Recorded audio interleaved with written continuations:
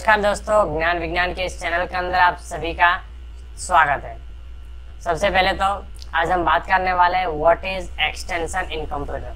Computer जगत के अंदर हम एक्सटेंशन शब्द जो है वो बहुत बार सुनते हैं और ये कई बार प्रश्न भी उठता है कि ये एक्सटेंशन क्या है।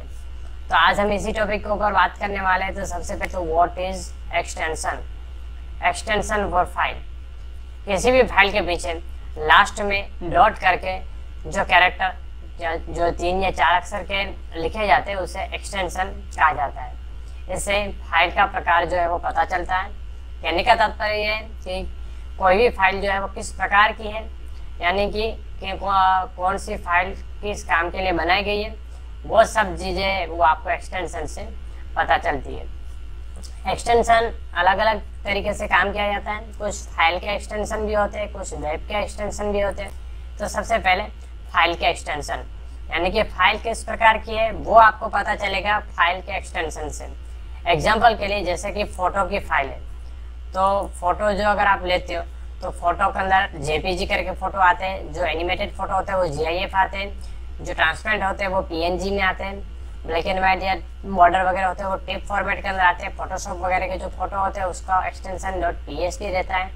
उसी तरह अगर हम वीडियो देखते हैं तो ज़्यादातर जो है वो यूट्यूब के ऊपर भी MP4 वगैरह के वीडियो रहते हैं। 3GP जो लोअर क्वालिटी के थोड़े आते हैं, AVI वीडियो भी हम देखते हैं।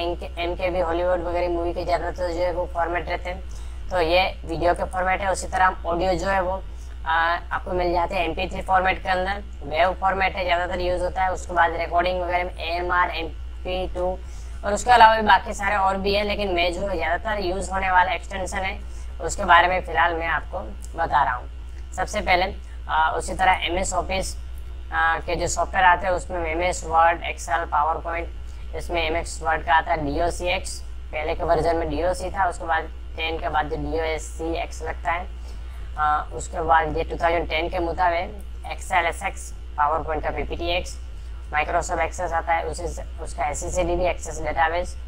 उसी तरह ई बुक जो हम इंटरनेट के ऊपर से डाउनलोड करते हैं उसमें ज़्यादातर उसका एक्सटेंशन PDF रहता है, या एडोब रीडर के अंदर जो फाइल हम ओपन करते हैं। उसी तरह XPS भी आता है, लेकिन वो ज़्यादातर उतना फेमस नहीं है। Windows 7 के अंदर उसका रीडर भी बाय डिफ़ॉल्ट आपको मिल जाता है।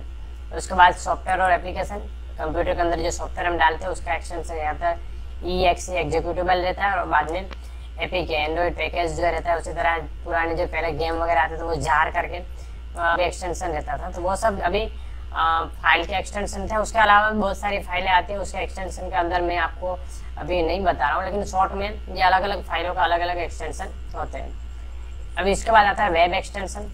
वेब एक्सटेंशन का मतलब होता है कि वेबसाइट जो हम बनाते हैं कोई भी, तो उस वेबसाइट के पीछे भी अलग अलग तरीके से पीछे की साइड डॉट करके लिखा जाता है। जैसे कि कोई डोमेन होता है तो उस डोमेन के पीछे शुरुआत www से होती है, वर्ल्ड वाइड वेब। उसके बाद जो भी वेबसाइट होती है वो वेबसाइट का नाम लिखा जाता है, और वेबसाइट का नाम लिखने के बाद डॉट करके पीछे की साइड लगाया जाता है। ज़्यादातर .com रहता है कॉमर्शियल वेबसाइट के लिए। उसकी ये एक पॉपुलर डोमेन है, डोमेन नेम है .com। उसके बाद ऑर्गेनाइजेशन रिलेटेड कोई वेबसाइट होती है उसके लिए .org एक्सटेंशन रहता है। नेटवर्किंग रिलेटेड जो वेबसाइट होती है उसके लिए .net एक्सटेंशन रहता है। उसी तरह एजुकेशनल वेबसाइट जैसे यूनिवर्सिटी की वगैरह कुछ होती है तो उसमें .edu एक्सटेंशन रहता है। उसी तरह अलग अलग कंट्री के मुताबिक भी एक्सटेंशन रहते हैं, जैसे कि इंडियन जो वेबसाइट वगैरह कुछ होती है या तो फिर उसका एक्सटेंशन जो .in रहता है, तुर्की का .tk रहता है, ऑस्ट्रेलिया और .au।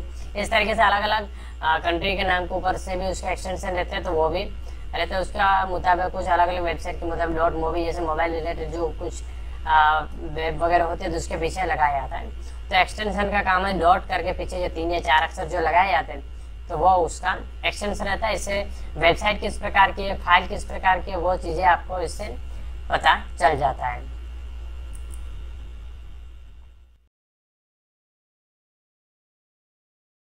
तो सब्सक्राइब करें, और सब्सक्राइब करने के लिए नीचे रेड कलर का जो बटन दिया हुआ है सब्सक्राइब वाला, उसके ऊपर क्लिक करके आप चैनल को सब्सक्राइब कर सकते हैं, ताकि नए आने वाले सभी वीडियो आप अपने मोबाइल या फिर कंप्यूटर के ऊपर डायरेक्ट पा सकें। तो थैंक यू फॉर वॉचिंग। अगर आपने सब्सक्राइब पहले से कर लिया है तो आपका बहुत बहुत धन्यवाद। अगर नहीं किया है तो उसके नीचे रेड कलर का जो बटन है उसके ऊपर क्लिक करके इस चैनल को सब्सक्राइब करें। Thank you for watching.